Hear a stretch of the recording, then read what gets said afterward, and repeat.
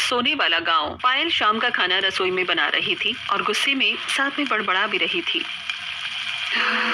पता नहीं इन लोगों को क्या दिक्कत है, एक बात भी समझ में नहीं आती है, हमेशा बस अपनी ही मनमर्जी करनी होती है।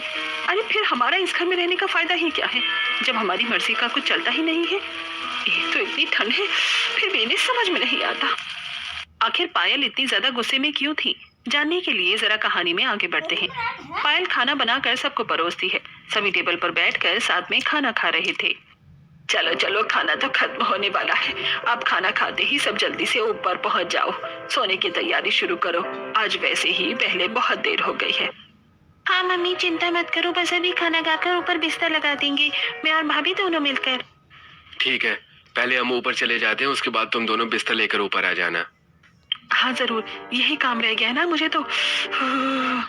सभी खाना खा लेते हैं और उसके बाद पायल और रिया दोनों मिलकर छत पर जाकर बिस्तर लगाने लगती हैं। दोनों बिस्तर बिछा ही रही थी, तभी वहां सामने वाली छत पर, जो उनकी दीवार से बिल्कुल दीवार सटी हुई थी, उनकी पड़ोसन बहू भी वहां पर बिस्तर बिछा रही थी। और पायल, घर का सारा काम खत्म हो गया? हाँ, सबने खाना पीना खा लिया है, अभी सबका बिस्तर लगा दूंगी, सब लेट जाएंगे, उसके बाद बस बर्तन धोने बचे हैं, जाकर वही धोऊंगी। एक तो इतनी ठंडी ठंडी हवा चल रही है और ठंड में रात को बर्तन धोना बड़ा मुसीबत होता है, इसलिए सर्दी में मैं तो पहले ही काम खत्म कर लेती हूँ, उसके बाद काम करने का मन ही नहीं करता, वो भी ठंडे पानी से। तभी वहां पर पायल और नेहा की ससुराल वाले ऊपर आ जाते हैं।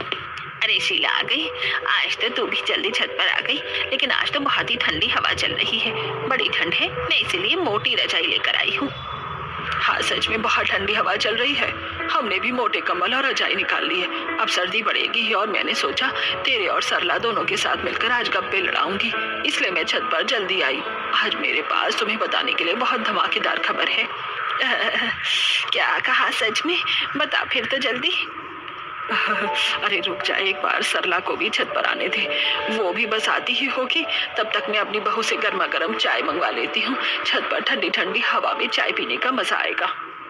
दरअसल ये गांव जहाँ पर हर किसी को छत पर सोने की आदत थी, पूरा गांव ही छत पर सोता था। उन सभी को छत पर खुली हवा में सोना बहुत अच्छा लगता था।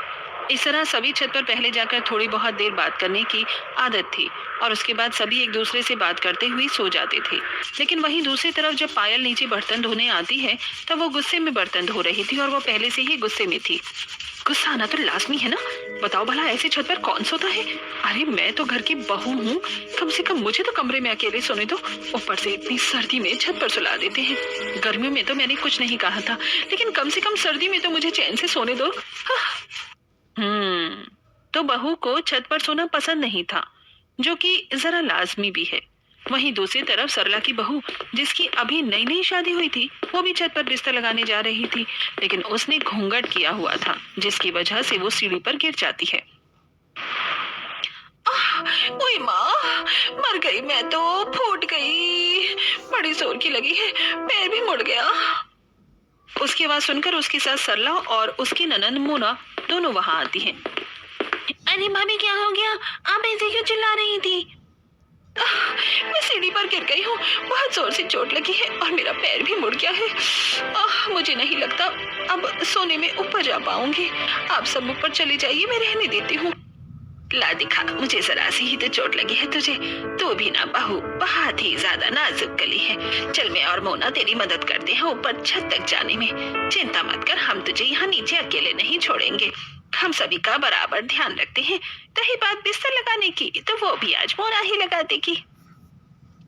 सरला और मोना दोनों रितु को पकड़कर छत पर ले जाते हैं। तब रितु मन ही मन सोचती है, चोट में भी मुझे नहीं छोड़ रही है, अरे कम से कम आज तो इसी बहाने मुझे नीचे सोने का मौका मिल जाता, लेकिन नहीं, एकदम सिद्धि ससुराल वाले हैं मेरे तो, सुलाना इन्हें मुझे छत पर ही है, ऊपर से यहाँ इतनी तेज हवा भी चल रही है, ठंड में तो मेरी कुल्फी ही जम जाएगी यहाँ पर छत पर। इस तरह रितु को भी जबरदस्ती छत पर ले जाया जाता है और हर कोई अड़ोसी पड़ोसी रात को छत पर खुले आसमान के नीचे बिस्तर लगाकर सोते हैं।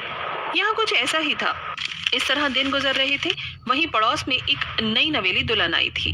तभी उसका गृह प्रवेश कर रहे थे और वहां पर सभी पड़ोसन थी। आजा बहू, गृह प्रवेश कर, अपने दाहिने पैर से कलश गिरा दे। पलक कलश गिरा कर गृह प्रवेश करती है। उसके बाद सभी कहते हैं, हाँ, स्वागत है हमारे खुले गांव के तभी उनकी पड़ोसन सुनीता कहती है, अरे वाह, हमारी नई नवेली दुल्हन भी आ गई छत पर।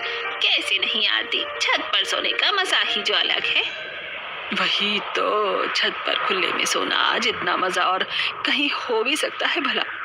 वहीं दूसरी तरफ सुनीता की बहू मन में सोचती है, ये लोग कुछ भी अपने मन में खुद ही सोच लेती हैं, हमें अच्छा लगेगा, लेकिन इन्हें कौन बताए हमें जो छत पर सोना बिल्कुल भी पसंद नहीं है, लेकिन जबरदस्ती ऊपर। अब ठंड में यहाँ पर इतनी खुली और ताजी हवा में छत पर सोने का मौका मिलेगा तो हर किसी को अच्छा तो लगेगा ही। हे भगवान, मुझे तो मेरा पति भी बिल्कुल पागल ही लगता है। ठंड में छत पर कौन सोता है। इस तरह सभी गांव वाले हर रोज छत पर ही सोते थे, लेकिन बहुओं को